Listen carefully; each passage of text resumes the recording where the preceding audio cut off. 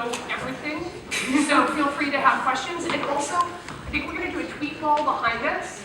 So don't get distracted, but we would love also for you guys, feel free to tweet out anything you find or hear. My name is Serena Ehrlich. I am the Director of Social and Content for Business Wire. I actually have my entire career has pretty much been in the content distribution or content consumption space, so very excited to be here. But what I'm going to do is actually not introduce my speakers.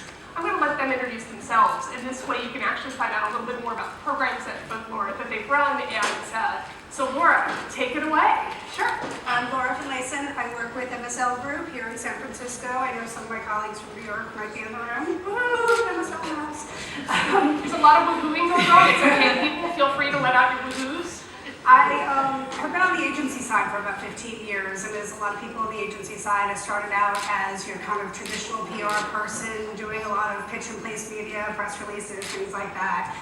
And as media evolved, got much more heavily into digital and social media programs. So right now I'm working really on kind of doing both sides of the PR and social. So when we talk about converging of those two practices, that's something, especially on the types of accounts that I work on, that's really important. I work with primarily emerging growth technology companies, a lot of things in B2B, things in cloud, tech security and things like that. So we don't have a huge consumer audience that we're looking to engage, but we're really trying to reach businesses through social platforms. So things that we have to do are a little bit different than some of the larger kind of brands that we talk about.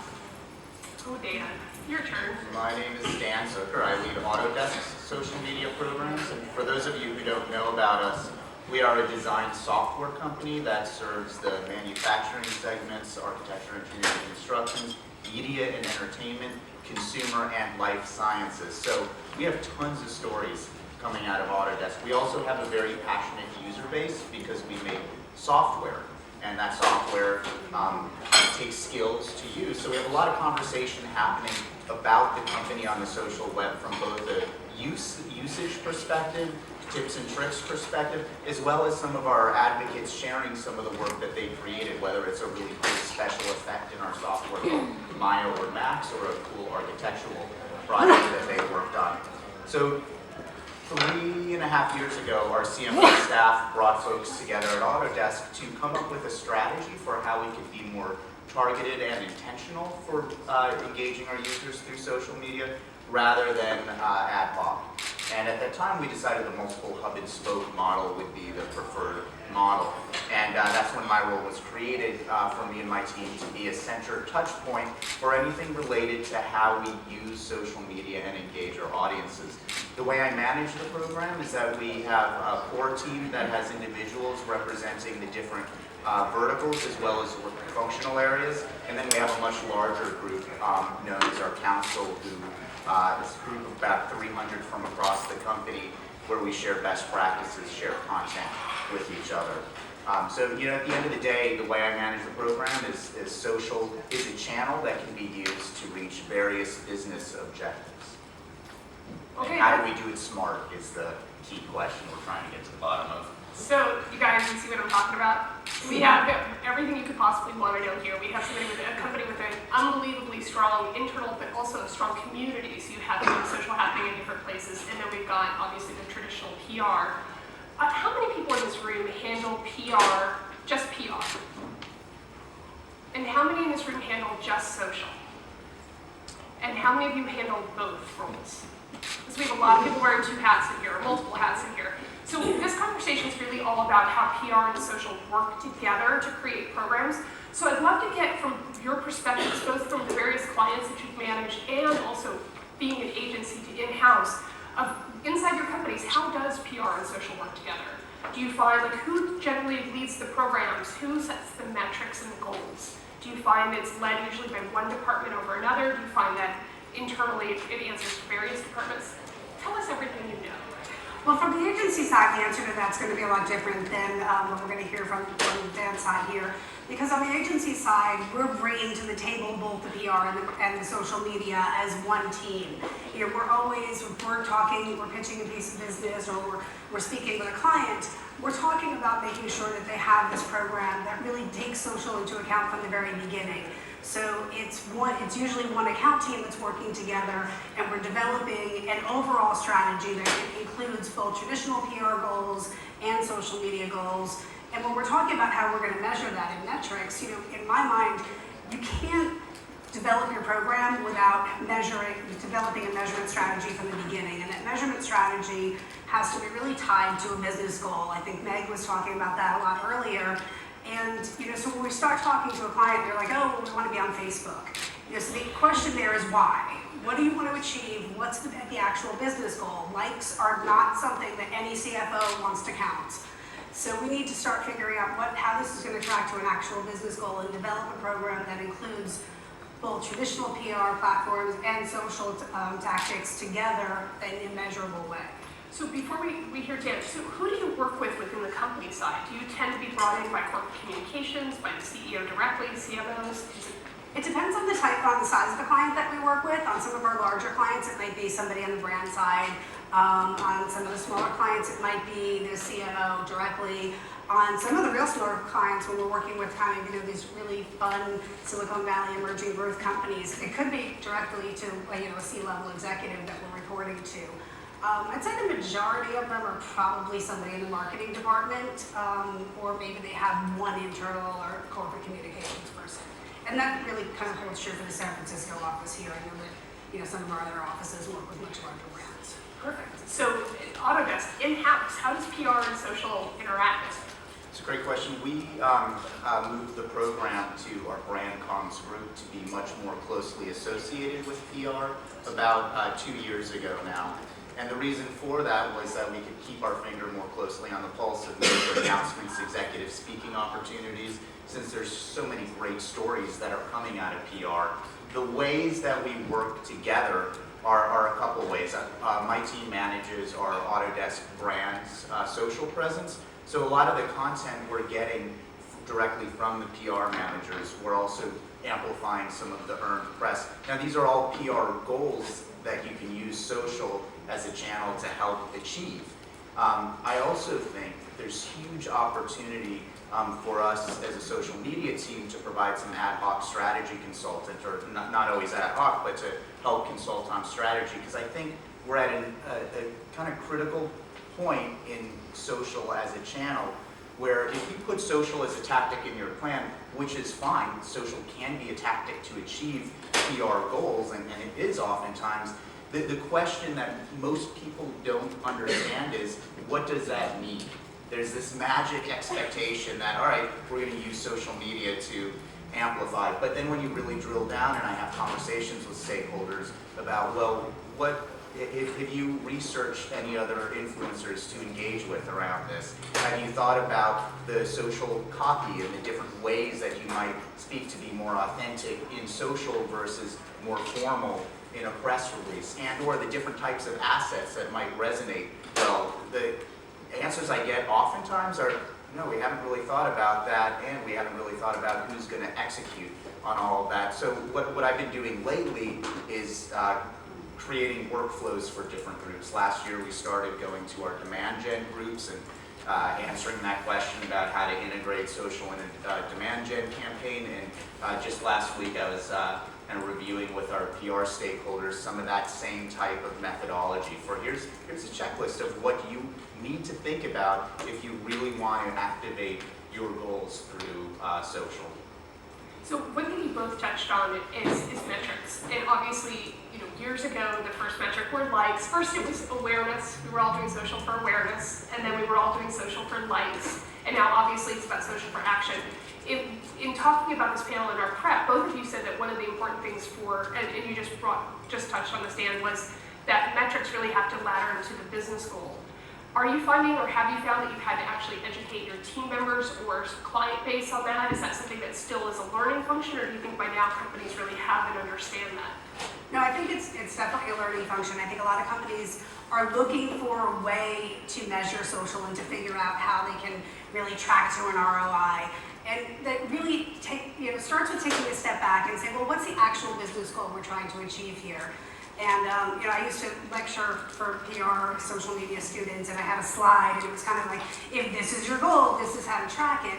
And it really kind of helps you to think about, so, if our goal is we're the company with a really bad reputation, how are we going to track that by doing a social campaign to really kind of change the brand identity and change the image in the marketplace? Well, then maybe we need to do a survey and then do another survey a year later to try, to get the consumer feedback. Or if you're looking for social media to drive sales, then you need to figure out a mechanism that's actually going to show you if people are coming to buy product from social media sites, and you're using your website analytics, and you're going back to these tools that might not be social tools, but they're the tool that's going to show you if what you're doing is actually achieving the goal that you set out to do.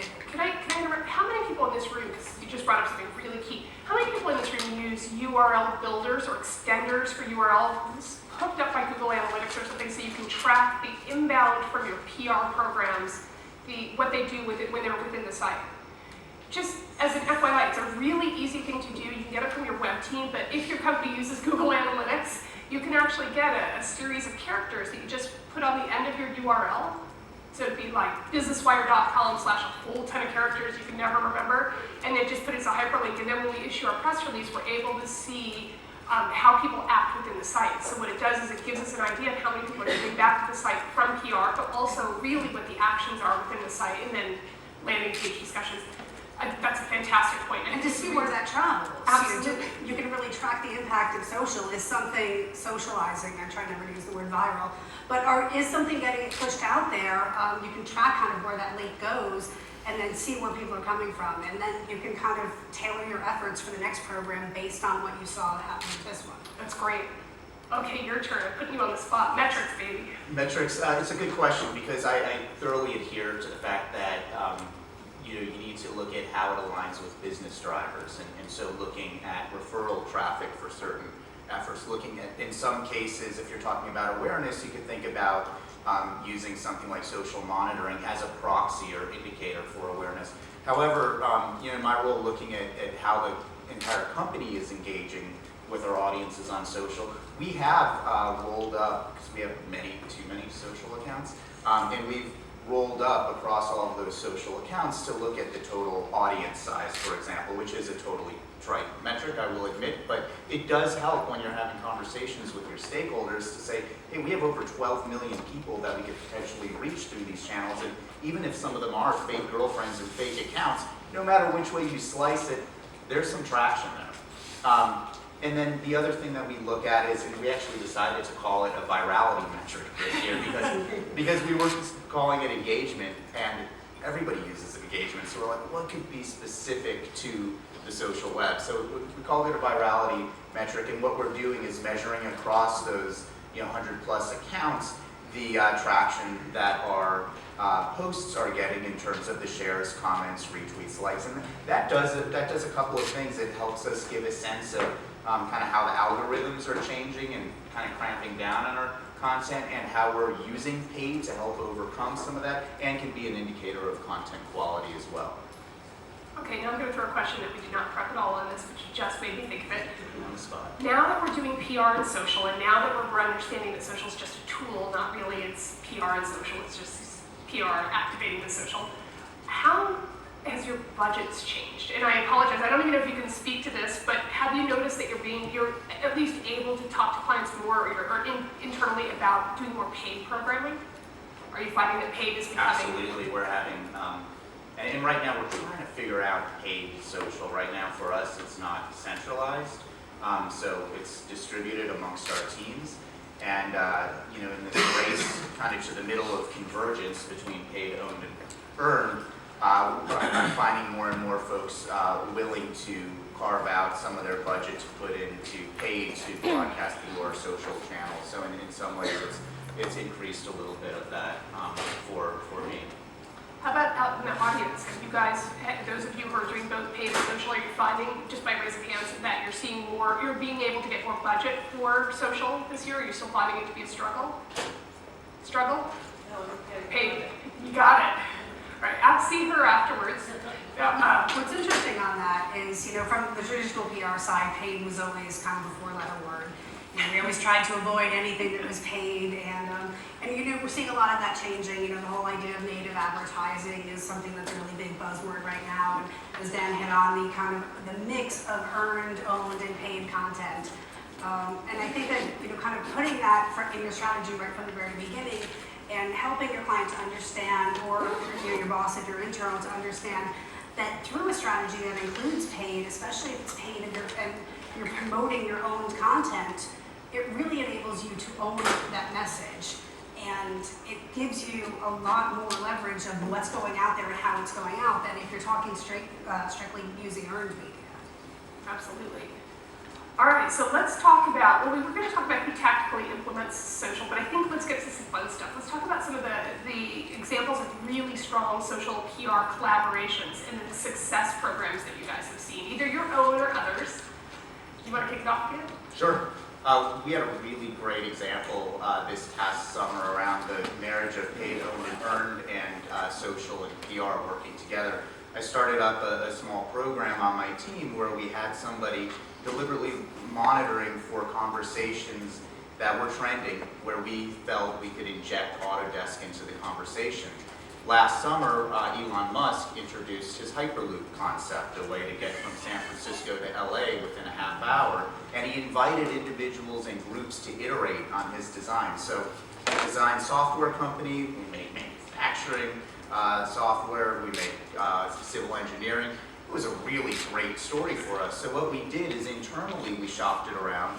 We got our manufacturing tech futurist to build his own design and put his own twist on what Hyperloop could look like, created some renderings, and we created some own content out of it, started to push it through our social channels, noticed that it was trending, put some paid behind it, and then we started to integrate it into this particular futurist's speaking platforms as he'd go out. And then it resulted in 5 trade media hits and 2 earned top-tier press hits. So it was a really cool example where we saw that content that's coming from a kind of a social perspective can help inform the earned media perspective. And of course we see the flow vice versa oftentimes, where it's a lot of that great earned media helps drive the social content. That was a great example. Another fantastic thing that we do, our software is used in almost all of the award nominees for visual effects during the Academy Awards. And so I had our Autodesk community manager, or social brand manager, work with our M&E PR manager to identify a bunch of fun facts during the Oscar Awards, VFX or visual effects special facts about the films. And so we worked on it for a number of weeks, identifying facts, getting rights from some of the movie companies and visual effects houses to use imagery. And during the broadcast, we did some real-time kind of third screen experience sharing, and it was really, really successful from the standpoint of the type of engagement, the amount of engagement we received with our posts, as well as some of the really positive feedback from some influencers and customers. And as Dan talked about in his first example, kind of how social can drive traditional media. I'm going to call out a program, and I'm not sure if people who worked on it are in the room, but it's actually from my New York office, and because tomorrow is April 1st, I'm going to talk about an April Fool's Day program that they did for last year with Scope. So, bacon, the hottest thing, especially if you're in San Francisco. If you have not hit the Bacon food truck, I highly recommend you do it. So the April Fool's joke last year was Scope Bacon, and it was socially activated all over the internet. They went out there with targeted Facebook, Twitter posts. They had a page up on their website introducing this new product, which is obviously a joke, although apparently there were a lot of consumers that were quite interested in purchasing said products. But what that did was, it was a program that they came up with through doing research and trying to figure out how to engage with a different audience and kind of get younger people engaging with a brand, and it's mouthwash. It's been around 50 years. Who's really going to talk about it online? How are we going to kind of get some more brand exposure? So by doing that, they not only reached all through this kind of viral videos and content online, but also generated a ton of traditional media coverage. So it's the idea when we're taking the kind of PR and social strategy together is to figure out how they both really have that synergistic relationship. And on the other side, a lot of times we're working to